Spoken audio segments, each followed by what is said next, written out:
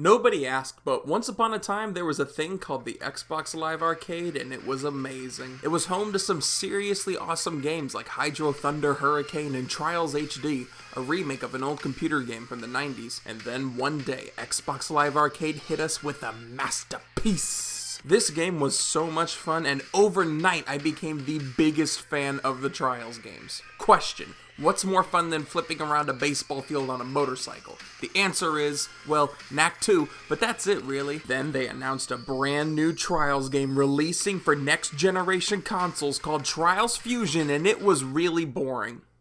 It was really boring. It took all the charm and variety and fun out of Trials Evolution by dumbing down the controls and giving every track the same futuristic look, instead of diversifying their themes like a good game. And then, at E3 in the year of our Lord 2018, Ubisoft announced a new game, Trials Rising, and it looks like a return to form. Could it be true? Is this Trials Evolution 2?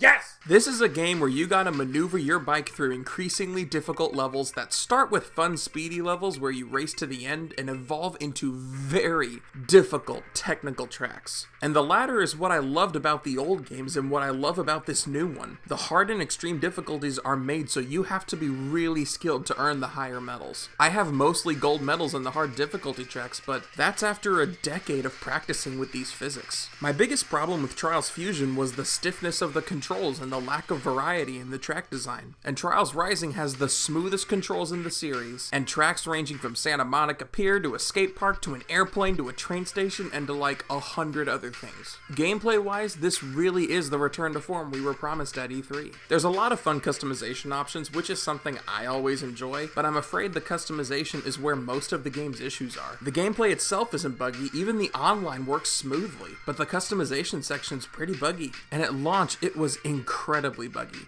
It was doubling all of my inventory items every time I launched the game to the point that I didn't have any room in my inventory for rewards that I earned. And a lot of them straight up disappeared and never came back. There's even a couple instances of items I paid real life money for vanishing, never to be seen again.